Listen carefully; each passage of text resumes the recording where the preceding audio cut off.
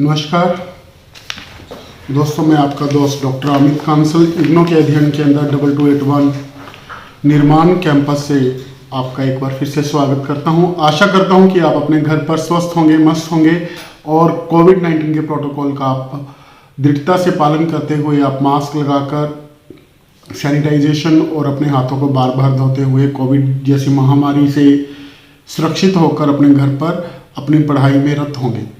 दोस्तों, जुलाई 2020 में जिन विद्यार्थियों ने एडमिशन लिया आरआर में, उन विद्यार्थियों के लिए यह काउंसलिंग सेशन हमारे अध्ययन केंद्र द्वारा शुरू किए जा रही हैं। तो उसकी श्रृंखला में जो EPS 3 है, जो EPS 3 का है, वो बहुत सारे विद्यार्थी ऐसे हैं जो BA सेकेंड ईयर के विद्यार्थी हैं जिन्होंने EPS 3 ऑप्ट किया होगा, जब BA फाइनल के विद्यार्थी भी ऐसे हैं जिन्होंने EPS 3 को ऑप्ट किया होगा। ग्रुप 3 का यह सब्जेक्ट है पॉलिटिकल साइंस का, और इसका जो टाइटल है वह है आधुनिक भारतीय राजनीतिक विचारधारा। ठीक है, आधुनिक भारतीय राजनीतिक विचारधारा, जो भारत के बेसिकली थिंकर्स हैं, जो महापुरुष हैं, जो राजनीतिक चिंतक हैं, उनकी विचारधारा क्या थी, उन्होंने किस तरह के कंसेप्ट दिए, उन सब के बारे में हम यहाँ पर विस्तार सहित चर्चा करेंगे। तो आज जो मेरा है टॉपिक वह EPS 3 की जो यूनिट पहली है, सामाजिक और राजनीतिक चिंतन की पृष्ठभूमि, जो यूनिट फर्स्ट है, हम उसके बारे में बात करेंगे। दोस्तों, आप सबको पता है कि किसी भी विचारधारा जब व्यक्ति के विचारों पर उस समय की परिस्थितियों का, समकालीन परिस्थितियों का अवश्य ही प्रभाव पड़ता है। तो हम जो आधुनिक राजनीतिक, जो भारतीय राजनीतिक विचारधारा है, जो विचारक हैं, जिनमें हम जो राजा राममोहन राय, MG रानाडे, GK गोखले, ज्योतिबा फुले, या डॉक्टर BR अम्बेडकर से लेकर पंडित जवाहरलाल नेहरू, MN रॉय, या फिर हम बात करें महात्मा गांधी की, इन सभी विचारकों के विचारों को पढ़ेंगे, जानेंगे, उनको समझेंगे। लेकिन उन सबके विचारों को समझने से पहले यह आवश्यक है कि हम उन परिस्थितियों को समझें जिन परिस्थितियों के कारण इनके जो विचार थे, जो विचारधारा थी, वह उत्पन्न हुई, उसका जन्म हुआ। तो हम सबको पता है कि हम लोग, हमारा देश, हमारा भारत लगभग 200 वर्ष, अगर उसे सही ढंग से देखा जाए तो 190 वर्ष हम ब्रिटिश गुलामी के अधीन रहे हैं, हम पराधीनता के अधीन रहे हैं, हम उपनिवेशवाद का शिकार रहे हैं, हम साम्राज्यवाद का शिकार रहे हैं। तो जो भारतीय आधुनिक विचारधारा है, उस पर उपनिवेशवाद का बहुत ज़्यादा प्रभाव पड़ा। उदाहरण के लिए मैं आपको एक बात बता दूं कि आज भारत में लोकतंत्र, स्वतंत्रता की बात होती है, तो लोकतंत्र और स्वतंत्रता आज हमें अमूल्य है। क्यों प्रिय है? क्योंकि हमने गुलामी का समय देखा है, हमने उपनिवेशवाद, पराधीनता के अगेंस्ट हमने लड़ाई लड़ी, एक लंबा संघर्ष किया और बहुत सी कुर्बानियां दी, और उसके बाद हमें लोकतंत्र की हमारे देश में स्थापना हुई, जो आधुनिक रूप में आज हम देखते हैं, और स्वतंत्रता, समानता और भाईचारे की स्थापना हुई। तो ये सारे सिद्धांत हमारे लिए अमूल्य हैं, ये सारे विचार हमारे लिए अमूल्य हैं। तो ये कहां से उपजे, इनकी पृष्ठभूमि क्या थी? इनकी पृष्ठभूमि उपनिवेशवाद का वह काल था। दोस्तों, हम सबको पता है कि जो ईस्ट इंडिया कंपनी, जिसकी स्थापना 1600 ईस्वी में ब्रिटेन में हुई, वो भारत और जो पूर्वी देश थे उनके साथ व्यापार करने के उद्देश्य से बनाई गई थी। पहले हम समझ लें कि ब्रिटेन क्या है थोड़ा सा। तो हम आम भाषा में इंग्लैंड बोलते हैं, अंग्रेजों का शासन बोलते हैं, तो ग्रेट ब्रिटेन हम बोलते हैं, यूनाइटेड किंगडम बोलते हैं, उसका इंग्लैंड एक भाग है। इंग्लैंड, वेल्स, स्कॉटलैंड, उत्तरी आयरलैंड, ये चारों भागों से मिलकर ब्रिटेन बनता है, ग्रेट ब्रिटेन बनता है, जिसे हम बोलते हैं। तो 1600 ईस्वी में जो है ब्रिटिश जो ईस्ट इंडिया कंपनी थी, उसकी स्थापना हुई भारत के साथ। जैसा कि इसके नाम से पता चलता है, भारत में यह कंपनी व्यापारी के रूप में आई। भारत में उस समय मुगल शासन था, तो मुगल दरबार में इनके अलग अलग जो प्रतिनिधि आते गए व्यापार के लिए, उन्होंने कंसेशन मांगा, कुछ रियायतें मांगी कि हमें व्यापार करने की परमिशन दी जाए, और वो उन्हें परमिशन मिलती रही। और धीरे धीरे कंपनी ने इस तरह का मतलब अपना सिद्धांत बनाया कि हमें अपनी जान माल की रक्षा के लिए सेना की भी ज़रूरत है, और कंपनी ने अपनी सेना भी वो करनी शुरू कर दी। और अब 1600 से स्टार्ट होकर और 1757 तक आते हुए कंपनी के द्वारा भारत का जो पहला प्रांत था बंगाल, प्लासी का युद्ध हुआ। फिर 1764 में बक्सर की लड़ाई हुई, और इसके माध्यम से ब्रिटिश ईस्ट इंडिया कंपनी ने बंगाल में सर्वप्रथम भारत के बंगाल में शासन की स्थापना की, ब्रिटिश शासन की स्थापना की। Lord Clive. बंगाल से शुरू यह सफर धीरे धीरे जो है पूरे भारत में इन्होंने राजनीतिक कब्जा कर लिया। इस कंपनी ने राजनीतिक अधीनता भारत के राज्यों को अपने अधीन कर लिया, उनकी स्वतंत्रता खत्म कर ली। और 1857-58 तक आते हुए लगभग भारत के पूर्ण भारत पर इनका कब्जा हो चुका था। इसलिए 1857 ईस्वी में भारत के लोगों ने स्वतंत्रता की पहली लड़ाई लड़ी ब्रिटिश ईस्ट इंडिया कंपनी के अगेंस्ट, उनके विरुद्ध में। हम सब ने, सभी लोगों ने बिना किसी भेदभाव के, बिना किसी धर्म को देखे हुए, सब ने यूनाइटेड रूप से ब्रिटिश ईस्ट इंडिया कंपनी के अगेंस्ट लड़ाई लड़ी। लेकिन दुर्भाग्य से हम उस लड़ाई को हम बहुत शानदार ढंग से लड़े, लेकिन हम अपने देश के लिए, अपनी मातृभूमि के लिए स्वतंत्रता प्राप्त करने में असफल रहे।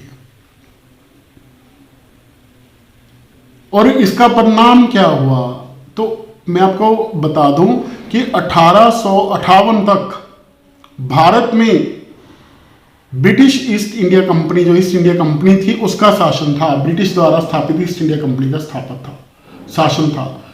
जो ब्रिटेन की सरकार थी, हम उसके अधीन नहीं थे डायरेक्ट रूप से, चाहे वो कंपनी ब्रिटेन की थी, लेकिन शासन ईस्ट इंडिया कंपनी के नाम पर चलाया जाता था।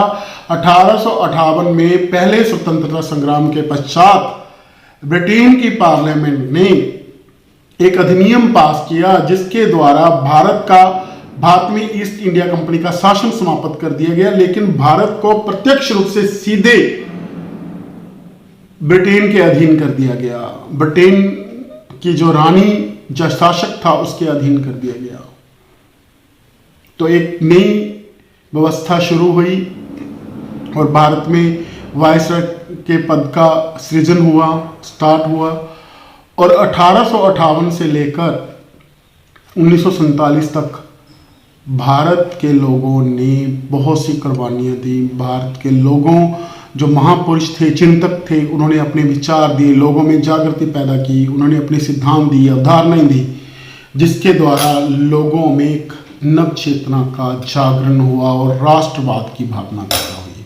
अगर हम राष्ट्रवाद की ही बात करें अभी, तो हमें जो हमारा ये कंसेप्ट है आधुनिक भारतीय राजनीतिक विचारधारा EPS 3, तो इसमें राष्ट्रवाद का कंसेप्ट भी आएगा। हमने विचारधाराओं को पढ़ना है। हम स्वराज्य की बात करेंगे। स्वराज्य का सिद्धांत किसने दिया? स्वराज्य मेरा जन्मसिद्ध अधिकार है, किसने दिया? मैं आपसे पूछता हूँ, बाल गंगाधर तिलक ने दिया। तो राष्ट्रवाद की भावना पैदा करने के लिए, चाहे वो भगत सिंह थे, चाहे डॉक्टर VR अम्बेडकर थे, चाहे वह सावरकर थे, चाहे महात्मा गांधी थे, अनगिनत लोगों की ऐसी श्रृंखला है जिन्होंने राष्ट्रवाद लोगों में पैदा किया। हम गुलाम क्यों हुए? हम गुलाम इसीलिए हुए क्योंकि जो भारतीय थे उनमें राष्ट्रवाद की भावना नहीं थी। भारत तो तब भी था, लोग भी तब भी थे, लेकिन छोटी छोटी रियासतों में भारत बंटा हुआ था, तो राष्ट्रवाद की भावना नहीं थी। हमारे स्वार्थी हित थे। हमने क्या लेना? एक जो प्रांत का राजा था वो सोचता था मराठे लड़ रहे हैं अंग्रेजों से, तो पंजाब के लोगों ने क्या लेना है? लेकिन राष्ट्रवाद की भावना कहाँ से पैदा हुई? उपनिवेशवाद के काल में। स्वराज्य का सिद्धांत कहाँ से आया? उपनिवेशवाद के काल से। स्वदेशी का सिद्धांत कहाँ से आया? उपनिवेशवाद से। उपनिवेशवाद से। राष्ट्रीय शिक्षा का सिद्धांत कहाँ से आया? उपनिवेशवाद से। तो अहिंसा, सत्याग्रह का सिद्धांत महात्मा गांधी ने कहाँ से दिया? उपनिवेश काल की जो परिस्थितियां थी, जो उस समय का वातावरण था, वहां से ये सारे सिद्धांत पैदा हुए। तो दोस्तों, हम लोग आज उपनिवेशवाद को सर्वप्रथम समझेंगे। उपनिवेशवाद का साधारण सा अर्थ है एक राष्ट्र द्वारा दूसरे राष्ट्र की राजनीतिक स्वतंत्रता को खत्म कर देना, उसे अपने अधीन कर लेना। अगर हम समझें इस बात को, तो 190 सालों तक भारत उपनिवेश रहा इंग्लैंड का, ब्रिटेन का। हमारे जो राजनीतिक निर्णय थे वो कौन लेता था? ब्रिटेन। पहले ईस्ट इंडिया कंपनी ब्रिटेन के नाम पर ऐसे फैसले लेती थी, फिर सीधे रूप में जो था ब्रिटेन के अधीन हम लोग चले गए, तो हमारी राजनीतिक स्वतंत्रता खत्म थी। तो हम उपनिवेशवाद की यह एक संकुचित सी धारणा है, राजनीतिक स्वतंत्रता को खत्म करना, एक राष्ट्र द्वारा दूसरे राष्ट्र को। हम यहां दो शब्दों का मीनिंग समझेंगे।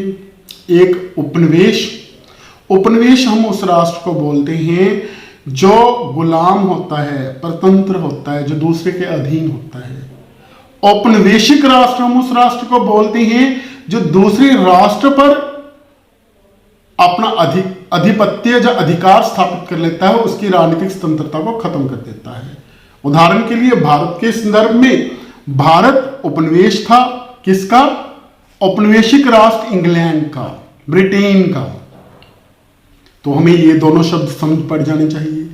तो अब हम उपनिवेशवाद की धारणा को समझेंगे। जैसा कि मैंने बताया कि उपनिवेशवाद का साधारण सा अर्थ है कि दूसरे राष्ट्र की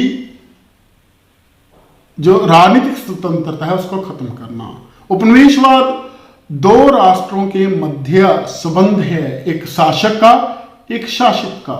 जो औपनिवेशिक राष्ट्र है वह शासक है, जो उपनिवेश है वह शासित है, उस पर शासन किया जाता है। लेकिन यह धारणा काफी विस्तृत है। राजनीतिक स्वतंत्रता को समापित किया जाना सिर्फ एक इसका घटक है, एक तत्व है। इसको बहुत सारे विस्तृत रूप में हम समझेंगे। उपनिवेशवाद की धारणा सर्वप्रथम क्या है? हम समझते हैं इसको एक विश्वव्यापी धारणा है। उपनिवेशवाद की धारणा के अधीन विश्व के भिन्न भिन्न देश अलग अलग क्षमता से एक साथ जुड़े हुए हैं। एशिया, लैटिन अमेरिका, अफ्रीका, इन उपमहाद्वीपों के देशों को साम्राज्यवाद या उपनिवेशवाद का दंश झेलना पड़ा। जबकि जो यूरोप के देश थे, यूरोप की जो शक्तियां थी, जैसे कि ब्रिटेन, स्पेन, पुर्तगाल, इन सभी देशों ने औपनिवेशिक राष्ट्र के रूप में भूमिका निभाई। औपनिवेशिक राष्ट्र के रूप में भूमिका निभाई और एशिया, दक्षिण अफ्रीका और हम बात करें लैटिन अमेरिका के जो राष्ट्र थे उन पर अपना आधिपत्य स्थापित किया। ब्रिटेन के संदर्भ में तो यह बोला जाता है इतनी साम्राज्यवादी शक्ति थी कि उसके शासन काल में, उसके शासन का जो पूरा का पूरा साम्राज्य था, वहां कभी सूर्य अस्त होता ही नहीं था। इतना विशाल और विस्तृत ब्रिटेन का साम्राज्य था, प्रमुख साम्राज्यवादी शक्ति थी। तो यह एक विश्वव्यापी धारणा थी। इसमें भिन्न भिन्न राष्ट्र अलग अलग क्षमता से शामिल थे, एक औपनिवेशिक राष्ट्र और एक उपनिवेश के रूप में। दूसरा, हम इसे संरचना के रूप में समझते हैं। संरचना के रूप में उपनिवेशवाद को अगर समझते हैं तो जो औपनिवेशिक राष्ट्र थे उन्होंने अपने हितों की रक्षा करने के लिए जो अलग अलग नीतियां बनाई, अलग अलग संरचना का विकास किया, चाहे वह शिक्षा का विकास किया, अंग्रेजी भाषा का विकास किया। जैसे भारत में हम बात करें, जो शिक्षा नीति उन्होंने लागू की, अपने विचार, अपने दृष्टिकोण का प्रचार प्रसार किया, आधुनिकीकरण के साधनों का विकास किया। जैसे भारत में रेलवे का विकास हुआ। अगर मैं आपसे पूछूं तो भारत में रेलवे का आरंभ 1853 से हुआ और आज भारत की जो रेलवे प्रणाली है, रेल व्यवस्था है, वह दुनिया की बहुत जो एक बड़ी और विकसित रेल व्यवस्था मानी जाती है। 1853 में अंग्रेजों ने आरंभ की। क्या आपको लगता है कि अंग्रेजों ने भारतीयों के लिए यह व्यवस्था आरंभ की थी? उसके पीछे भी उनका उपनिवेशिक एक लक्ष्य था। वे अपने माल को शीघ्रता से भारत के अलग अलग हिस्सों में पहुंचाना चाहते थे। वे भारत में अपना नियंत्रण स्थापित करने के लिए, अगर कहीं विद्रोह हो गया, कहीं लॉ एंड ऑर्डर सिचुएशन पैदा होगी, तो उस विद्रोह को दबाने के लिए अपनी सेना को शीघ्रता से वहां पहुंचना चाहते थे। इसलिए उन्होंने रेलों का जो है विकास किया। इसी प्रकार से हम अगर बात करें शिक्षा प्रणाली की, जो उन्होंने यहाँ विकसित की 1835 में लॉर्ड मैकाले ने यह शिक्षा प्रणाली जो विकसित की, उसके पीछे भी एक उद्देश्य था। उद्देश्य क्या था? भारत के लोगों को, जैसा कि लॉर्ड मैकाले लिखते हैं कि हमें क्या चाहिए थे, हमें अधीनस्थ अधिकारी चाहिए थे, सबऑर्डिनेट ऑफिसर्स चाहिए थे जो हमारे देशों का पालन कर सके। लेकिन भारत के लोगों को तो ना तो अंग्रेजी आती थी, ना ही आधुनिक शिक्षा का ज्ञान था। स्थानिक भाषा में उनको समझ पड़ती थी। इसलिए भारत के लोगों की विचारधारा को, माइंड को चेंज करने के लिए उन्होंने आधुनिक शिक्षा प्रणाली का विकास किया। तो यह था उपनिवेशवाद का संरचना के रूप में समझने के लिए कुछ तथ्य। अब हम बात करेंगे कि उपनिवेशवाद की जो मुख्य विशेषताएं हैं वह क्या है। जैसा कि मैं पहले ही आपको बोल चुका हूं कि उपनिवेशवाद का एक उपनिवेशवाद सिर्फ राजनीतिक नियंत्रण नहीं है। किसी अन्य देश का, एक देश का, औपनिवेशिक राष्ट्र का उपनिवेश पर सिर्फ राजनीतिक नियंत्रण नहीं है, बल्कि यह दोनों राष्ट्रों की जो अर्थव्यवस्था है उसका भी एकीकरण है। क्या है? उसका एकीकरण है। उदाहरण के लिए इंग्लैंड और भारत की अर्थव्यवस्था का एकीकरण कैसे हुआ, मैं आपको एक उदाहरण के रूप में अगर समझाऊं तो भारत में से जो कच्चा माल था वो इंग्लैंड में जाता था, निर्यात करते थे, और वही कच्चा माल तैयार होकर भारत में आकर बिकता था और भारत निर्यात करता था। इस प्रकार से भारत की जो अर्थव्यवस्था थी, एक उपनिवेश था भारत इंग्लैंड का, और औपनिवेशिक राष्ट्र की अर्थव्यवस्था के साथ उसका एकीकरण हुआ। यह भी एक तथ्य है, यह भी एक घटक है। तो अब हम जो उपनिवेशवाद की जो मुख्य विशेषताएं जो हमने अभी चर्चा की, उसके संबंध में हम उसकी मुख्य विशेषताएं हैं उनके बारे में बात करेंगे। तो पहली बात जो पूरा यहाँ सामने उभर कर आई वो है यह है कि उपनिवेशवाद दो देशों के बीच में संबंध है, शासक और शासित का संबंध है, एक दूसरे देश पर राजनीतिक नियंत्रण का संबंध है। ये बात हमें समझ पड़ गई है। दूसरी बात है कि इस राजनीतिक नियंत्रण का उद्देश्य, हमने बात की कि उपनिवेश पर औपनिवेशिक राष्ट्र द्वारा राजनीतिक नियंत्रण कर लिया गया, लेकिन इस राजनीतिक नियंत्रण का उद्देश्य क्या है? उपनिवेश राष्ट्र द्वारा अपने उपनिवेश की जो अर्थव्यवस्था है उस पर नियंत्रण करना। अगर आज भी हम नवोपनिवेशवाद की बात करते हैं, तो आज राजनीतिक रूप से बहुत सारे सभी राष्ट्र लगभग स्वतंत्र हैं, लेकिन जो विकसित और आर्थिक रूप से समृद्ध राष्ट्र हैं वे दूसरे देशों की नीतियों पर आर्थिक नीतियों के माध्यम से नियंत्रण रखते हैं। हमारे पड़ोसी मुल्क हैं, चीन द्वारा निवेश किया जाता है पाकिस्तान में, चाहे पाकिस्तान राजनीतिक रूप से स्वतंत्र है, लेकिन उसे लोन दिया जाता है, चाहे अमेरिका द्वारा दिया जाता है, उसे बहुत सी सुविधाएं दी जाती हैं। तो उसका उद्देश्य क्या है? पाकिस्तान की जो अर्थव्यवस्था है उस पर नियंत्रण करना। यह आज का नव उपनिवेशवाद है। पुराने समय में क्या था? परंपरागत रूप में सर्वप्रथम राजनीतिक नियंत्रण स्थापित किया जाता था एक उपनिवेश पर, उसके बाद उपनिवेश पर राजनीतिक स्वतंत्र स्थापित करने के पश्चात उसकी अर्थव्यवस्था पर अपना नियंत्रण स्थापित किया जाता था। ठीक है। फिर जो गुलामी है, परतंत्रता है, वह क्या है? मुख्यतः व्यापार और उसके कॉमर्स और ट्रेड के द्वारा, वाणिज्य के द्वारा होती है। उसके व्यापार और वाणिज्य पर उसका जो है कंट्रोल कर लिया जाता है। इसके अलावा ही हमें मेंशन करना चाहूंगा, सिर्फ राजनीतिक स्वतंत्रता को खत्म करना, अर्थव्यवस्था पर नियंत्रण करना ही उपनिवेशवाद नहीं है, बल्कि उपनिवेश की पूरी जो सामाजिक ताना बाना है, राजनीतिक नियंत्रण हो गया, अर्थव्यवस्था पर नियंत्रण हो गया, सामाजिक ताना बाना भी उसकी परिधि में आता है। उदाहरण के लिए मैं आपको बताता हूँ, जब अंग्रेज भारत में आए, 18वीं भाषा में बात करें तो उन्होंने ईसाई मिशनरियों को भारत में भेजा, उन्होंने धर्म का प्रचार किया, ईसाई धर्म का प्रचार होना भारत में शुरू हुआ, तो ये सामाजिक ताना बाने में हस्तक्षेप था। ठीक है, तो हमारा विचार, आचार व्यवहार, हमारी पूरी व्यवस्था चेंज हुई। तो पूरी उपनिवेशवाद में पूरी की पूरी जो राजनीतिक, सामाजिक, आर्थिक, धार्मिक पूरी व्यवस्था पर नियंत्रण स्थापित कर लिया जाता है। यह उपनिवेशवाद के मुख्य लक्षण थे। अब हम बात करेंगे उपनिवेशवाद के विभिन्न विभिन्न चरण। तो ऐतिहासिक दृष्टि से जो उपनिवेशवाद के चरण हैं वो 3 हैं, बेसिकली वो 3 हैं। चाहे वो किसी भी राष्ट्र में इस तरह की व्यवस्था रही हो, हमने बात की कि जो एशिया, अफ्रीका और लैटिन अमेरिका के देश हैं वो उपनिवेशवाद का शिकार हुए, वो उपनिवेश थे, और जो विभिन्न औपनिवेशिक राष्ट्र थे उन्होंने वहाँ अपनी राजनीतिक स्वतंत्रता, आर्थिक अधीनीकरण वहाँ किया। लेकिन उसके 3 चरण कौन कौन से? प्रथम चरण है व्यापार, एकाधिकार और राजस्व चोरी का काल। सर्वप्रथम व्यापार पर एकाधिकार स्थापित किया जाता है। एक औपनिवेशिक राष्ट्र द्वारा अपने उपनिवेश के व्यापार पर एकाधिकार स्थापित किया जाता है।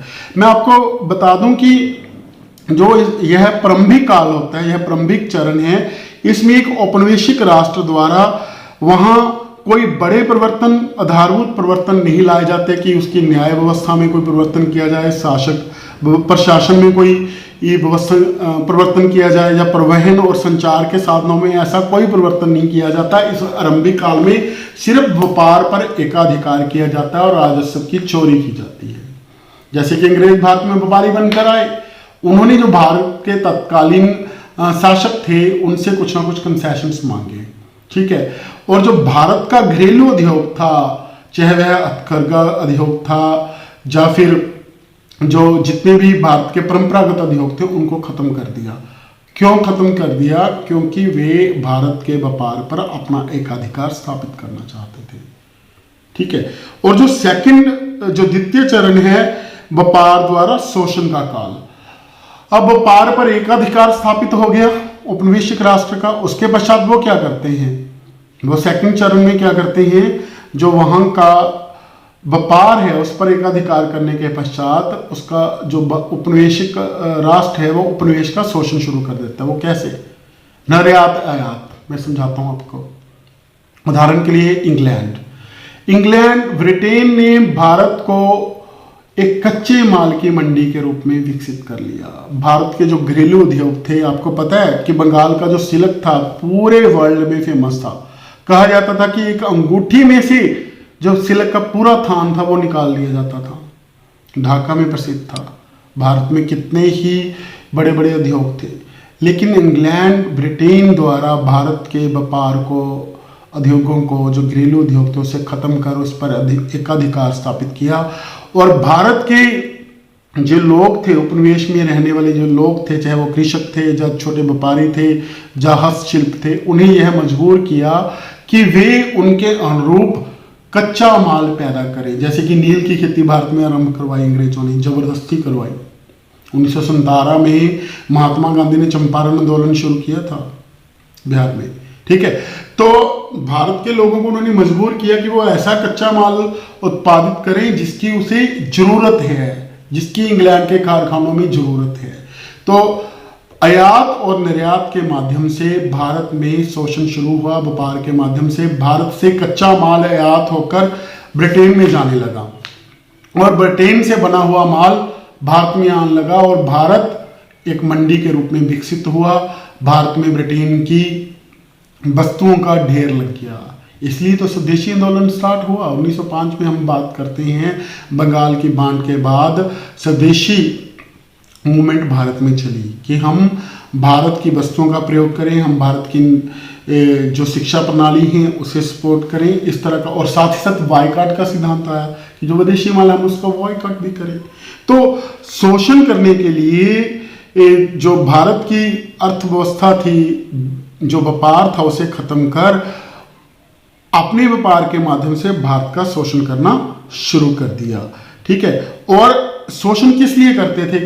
राजस्व ज्यादा से ज्यादा आए, क्यों? ताकि भारत पर हमने सत्ता तो स्थापित कर ली ब्रिटेन ने, ठीक है, अब उस सत्ता को बनाए रखने के लिए क्या चाहिए? एक शक्तिशाली सेना चाहिए, अधिकारी चाहिए। उनका सारा खर्चा कहां से आएगा? वो शोषण के माध्यम से। भारत को भी सोने की चिड़िया कहा जाता था, बहुत सोना था। कहते हैं कि अंग्रेजों ने भी बहुत लूट की, तो खूब शोषण हुआ।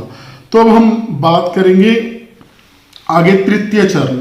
जो तृतीय चरण है उसे हम बोलते हैं विदेशी निवेश और उपनिवेशों के लिए अंतरराष्ट्रीय प्रतिस्पर्धा का काल। विदेशी निवेश, देखो यूरोप के जो देश थे, अमेरिका, जापान, उनका औद्योगिकरण हुआ।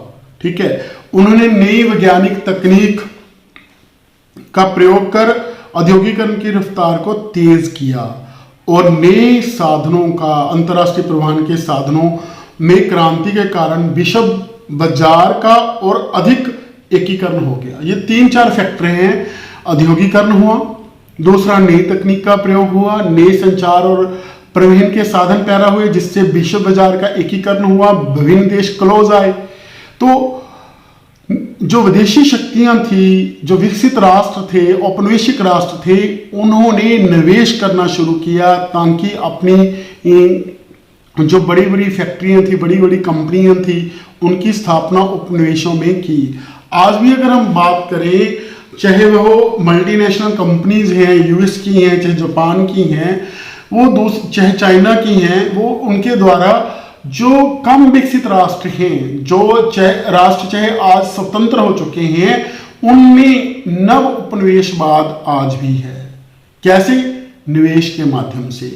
और जो विकसित राष्ट्र है उनमें प्रतिस्पर्धा है, कंपटीशन है कि हम दूसरे राष्ट्रों में जो कम विकसित हैं वहां निवेश करें और उसकी अर्थव्यवस्था के माध्यम से उसकी राजनीतिक जो नीतियां हैं उन्हें हम प्रभावित करें। भारत में निवेश करने के लिए होड़ मची हुई है।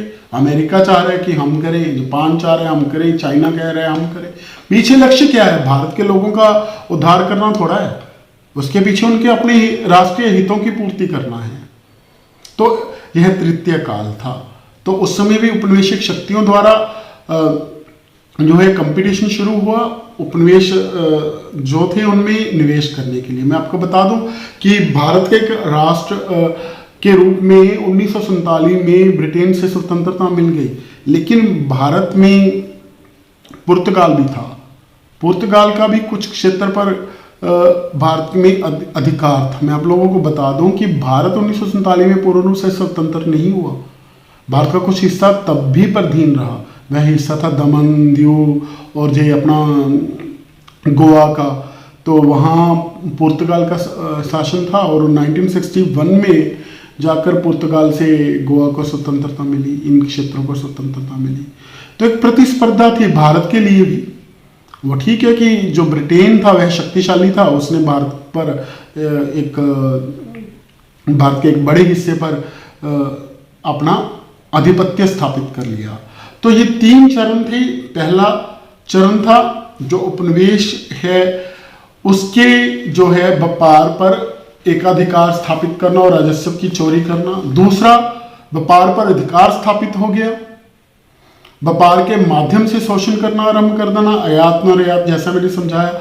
तीसरा चरण था जो उपनिवेश हैं उनमें निवेश करना उपनिवेशिक राष्ट्रों द्वारा, जो आज आप नव उपनिवेशवाद में भी है, और उसके लिए एक प्रतिस्पर्धा पैदा होना।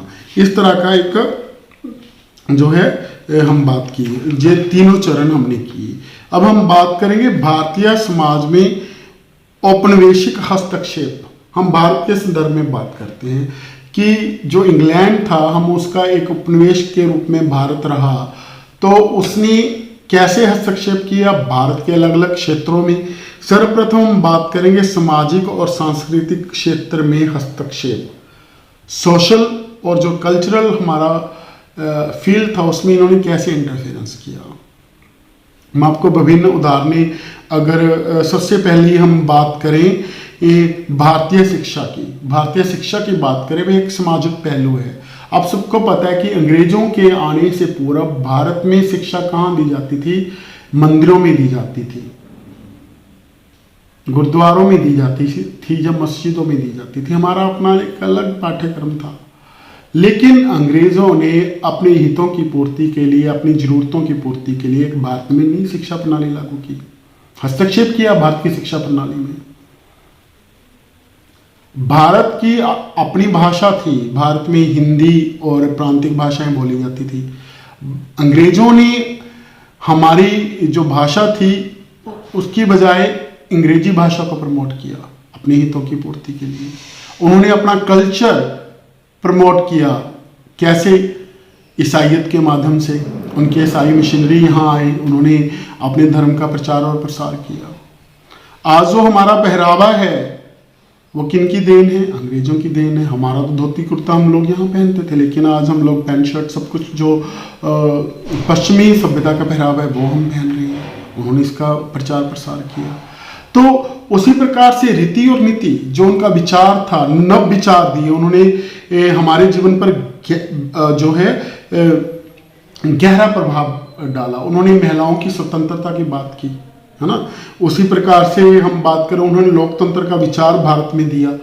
बहुत से सामाजिक सुधार किए। जैसे उदाहरण के लिए 1828 में ब्रिटिश सरकार ने सती प्रथा के विरुद्ध कानून बनाया। तो भारत में एक प्रथा चली आ रही थी, चाहे एक जो है बुरी प्रथा थी, लेकिन जो है सामाजिक सुधार उन्होंने किया। बाल विवाह पर रोक लगी, है ना, कन्या हत्या पर रोक लगी।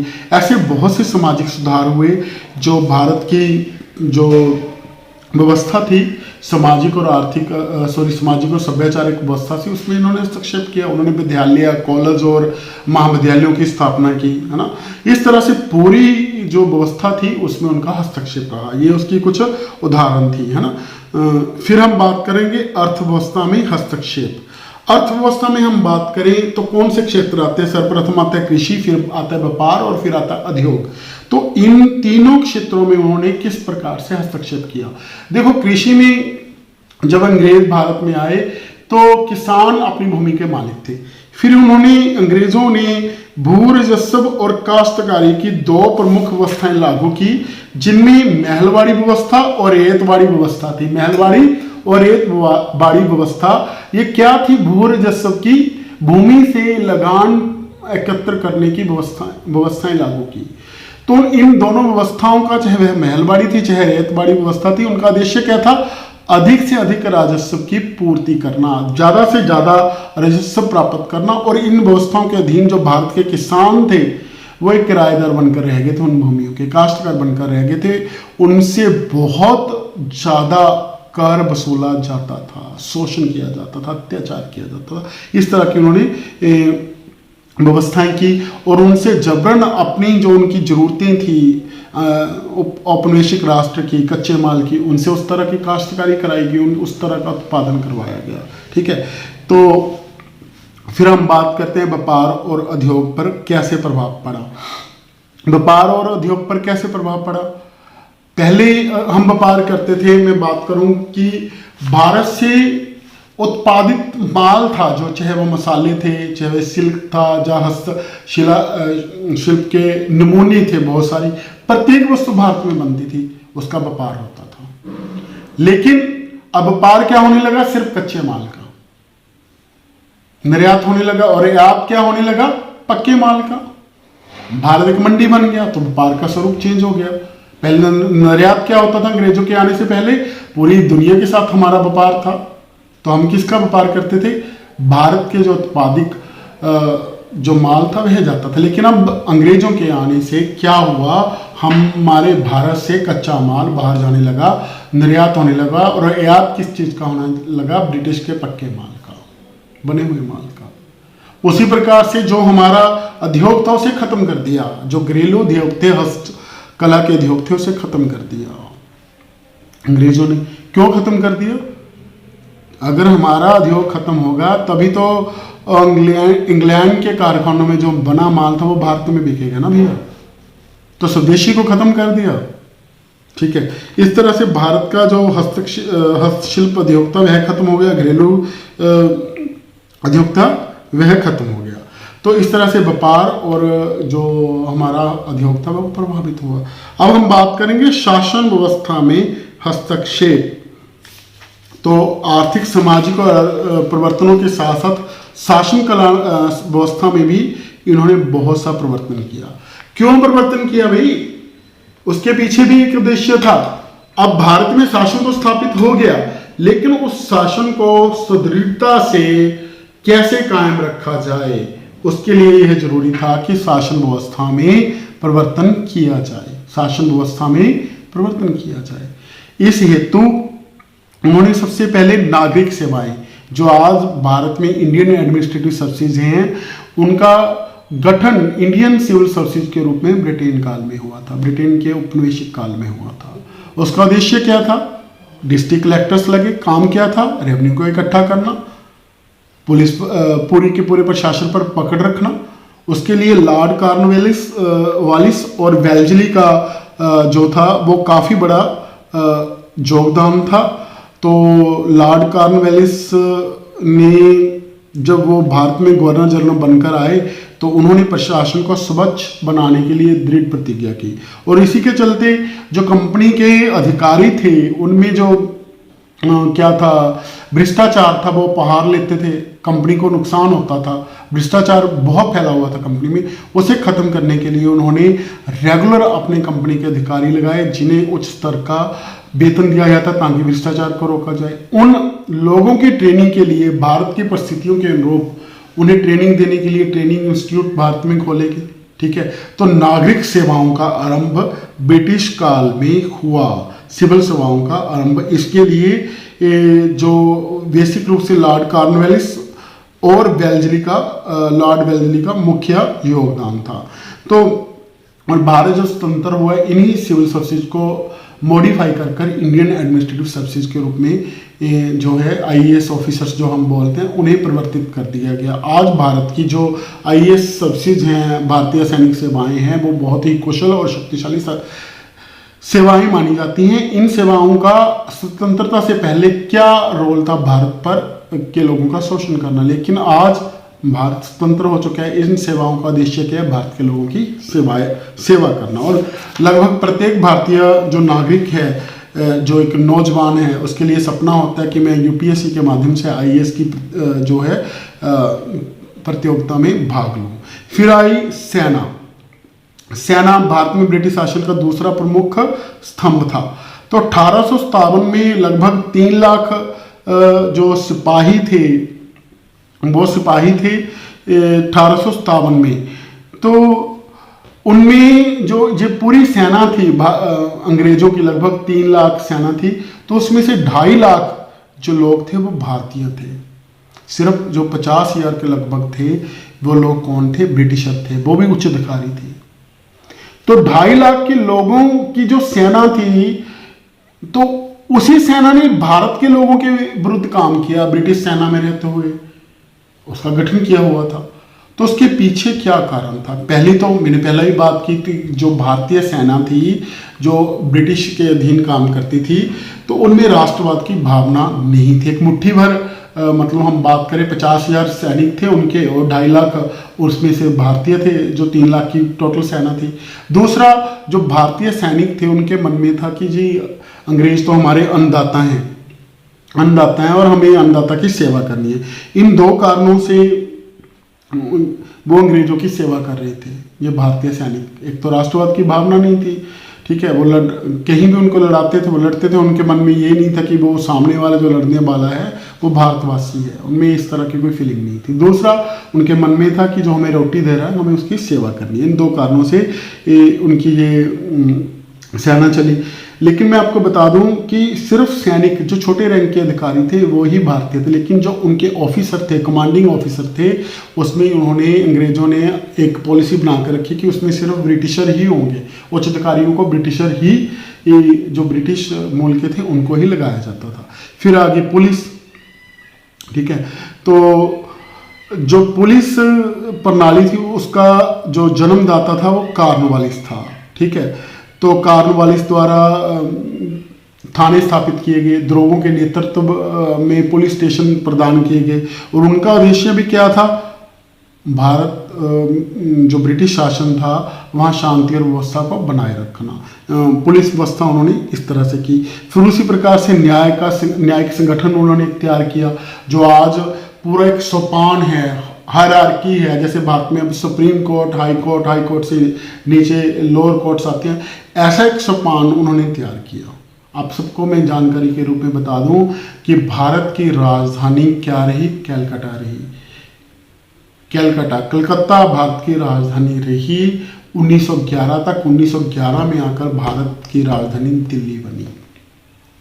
तो इन्होंने प्रांतक अदालतें और उसी प्रकार से जो लोअर अदालतें थी और फिर उच्च अदालतें थी, उनका गठन किया एक सोपान के रूप में, एक हायरार्की के रूप में।